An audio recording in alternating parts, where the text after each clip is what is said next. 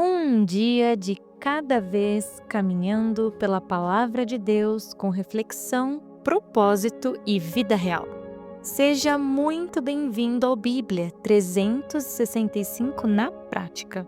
Hoje, o dia 37 da nossa jornada, dia 6 de fevereiro, e seguindo a leitura do nosso cronograma, os textos são Gênesis 39, Marcos 9, Jó 5 e Romanos 9. Hoje veremos o favor de Deus que permanece mesmo na injustiça, a revelação da glória de Cristo, a limitação das explicações humanas diante do sofrimento e a soberania de Deus conduzindo sua promessa pela fé. Prepare o seu coração, pegue a tua palavra, prepare suas anotações e vamos sem mais delongas para Gênesis 39. Aqui a história volta para José. Nesse capítulo, José é levado ao Egito e o texto faz questão de repetir algo que é essencial. O Senhor estava com José. Essa presença de Deus não era invisível, ela se manifestava em tudo que José fazia. Sua vida produzia frutos tão evidentes que Potifar, o oficial de Faraó, percebeu e decidiu colocar toda a sua casa sob os cuidados de José. O favor de Deus não apenas o acompanhava, ele era reconhecido por quem estava ao redor. E neste capítulo traz à tona um assunto que é importante a gente falar. Tentação é diferente de provação. A tentação tem origem maligna e vem para destruir a integridade. A provação tem origem divina e vem para formar o caráter, para te tornar um aprovado. No caso aqui de José, ele é provado na administração ali, mas ele é tentado no secreto.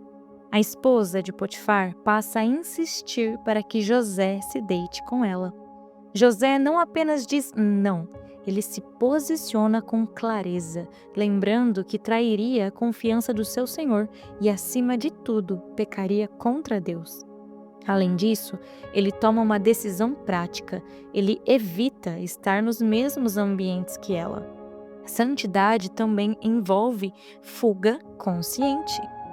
Um dia, quando não havia ninguém em casa, ela o agarra pela roupa e o convida novamente. José foge, deixando a capa para trás. A fuga o livra do pecado, mas o leva à injustiça. Irritada, ela o acusa falsamente. E José é lançado na prisão. Mesmo ali, a Bíblia repete: o Senhor estava com José. Deus lhe concede favor diante do carcereiro e José assume novamente um papel de responsabilidade. Tudo o que ele fazia prosperava, mesmo em um ambiente injusto. José sofre duas grandes injustiças.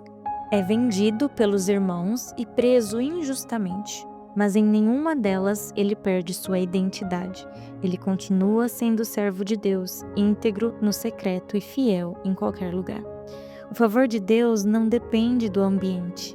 Fugir do pecado pode custar caro, mas preserva sua identidade. Quem permanece fiel no secreto nunca perde a presença de Deus. Seguindo então para Marcos 9, aqui Jesus sobe a um alto monte, levando apenas Pedro, Tiago e João. Ali, diante deles, Jesus é transfigurado. Suas vestes se tornam extremamente brancas e sua glória é revelada. Aparecem Moisés e Elias conversando com ele. Biblicamente, essa cena revela que Jesus é o cumprimento da lei, Moisés, e dos profetas, Elias. Não são três autoridades iguais. Moisés e Elias apontam para Cristo. A voz do Pai confirma isso ao dizer: "Este é o meu filho amado, a ele ouvi." Os discípulos perguntam por que os escribas diziam que Elias deveria vir primeiro. Jesus explica que Elias realmente veio para preparar o caminho, referindo-se a João Batista, que cumpriu essa profecia, mas foi rejeitado e morto. Assim como João, o próprio Filho do Homem também sofreria. Ao descerem do monte, Jesus encontra os outros discípulos cercados por uma multidão e por escribas em discussão. Um pai havia levado seu filho possesso para ser curado, mas os discípulos não conseguiram expulsar o espírito. Jesus, então, confronta a incredulidade geral, não apenas dos discípulos, mas de todos ao redor. A falta de fé havia se tornado um ambiente. O pai do menino faz uma das declarações mais humanas da Bíblia: "Se o Senhor pode fazer alguma coisa?" E Jesus responde: "Se eu posso, tudo é possível ao que crê." E o homem clama: "Eu creio, ajuda-me na minha falta de fé." A fé aqui não é perfeita, mas é sincera. Jesus responde à fé honesta, não à fé ideal. Após a libertação do menino, os discípulos perguntam por que não conseguiram expulsar aquele espírito. E Jesus responde: "Essa espécie só sai por oração." Algumas Bíblias incluem, a palavra jejum também. Os estudiosos entendem que Jesus não estabelece uma fórmula, mas revela que a autoridade espiritual nasce de dependência constante de Deus, não de experiência passada ou de posição.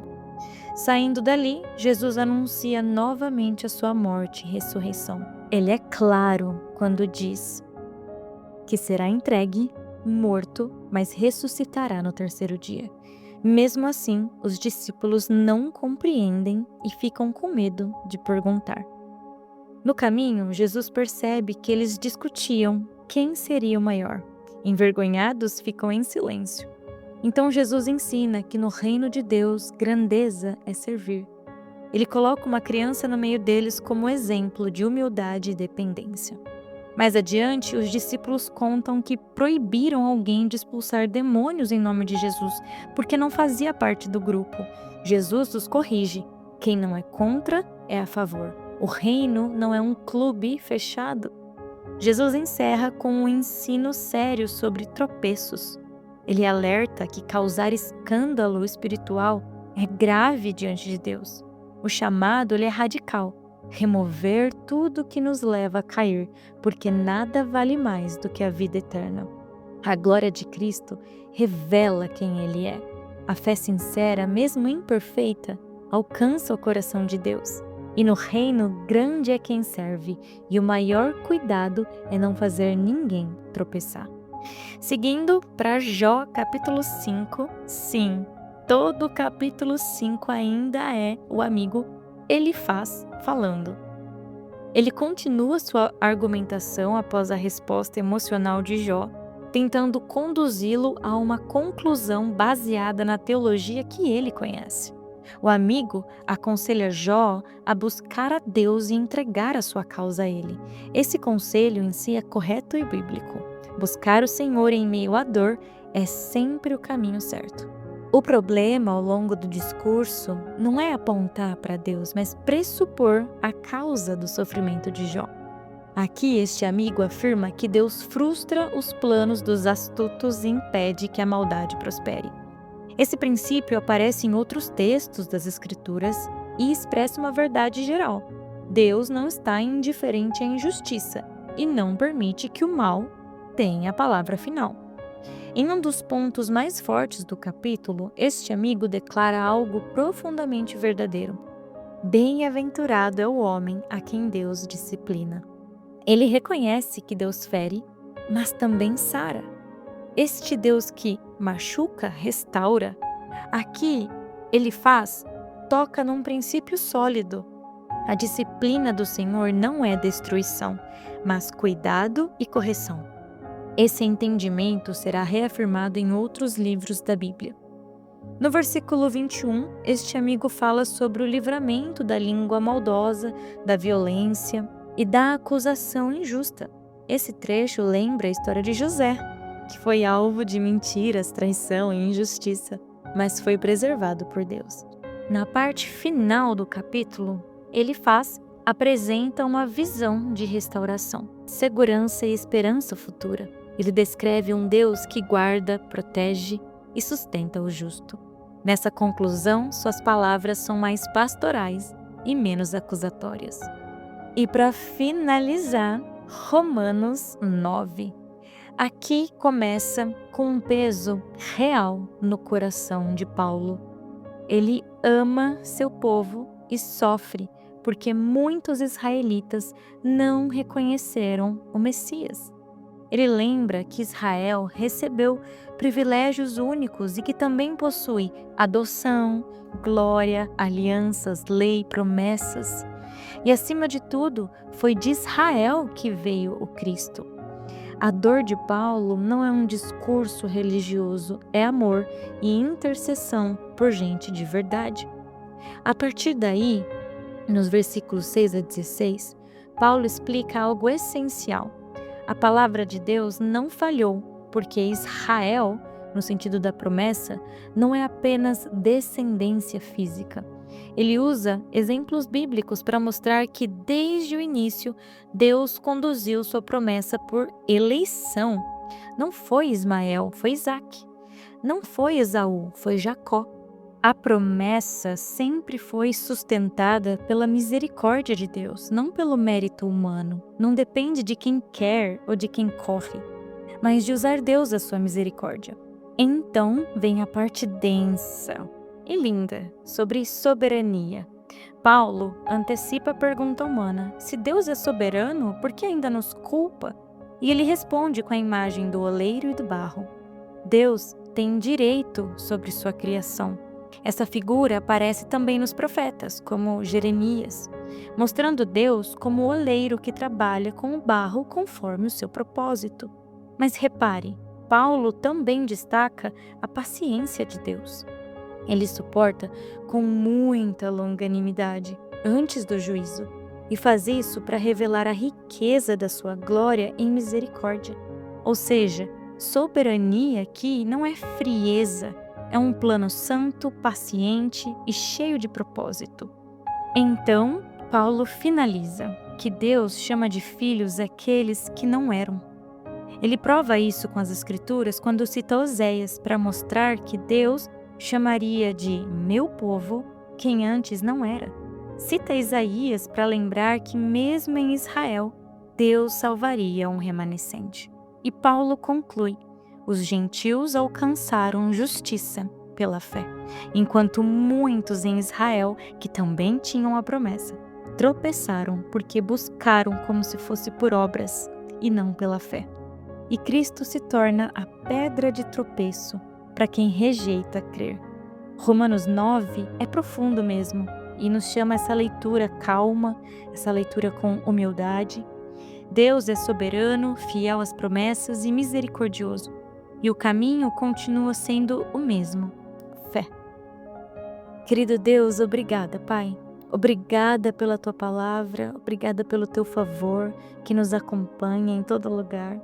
Senhor, eu oro para que a Tua glória seja revelada em nós, para que o Teu cuidado possa permanecer mesmo em meio à dor. Que a Tua soberania nos encha, Pai, e venha sempre cheia de misericórdia sobre as nossas vidas. Nos ensine, ó Pai, a viver pela fé, a não perder a nossa identidade nas injustiças e a confiar no Teu plano, ó Deus, mesmo quando ele é profundo demais para compreender. Que em meio aos pecados e tentações possamos fugir. Assim como a Tua palavra diz que sempre há um escape, que possamos perceber este escape e agradar o Seu coração a todo tempo. Em nome de Jesus. Amém e amém. Que Deus te acompanhe hoje, viva essa palavra na prática. Amanhã seguimos juntos no dia 38 da nossa leitura.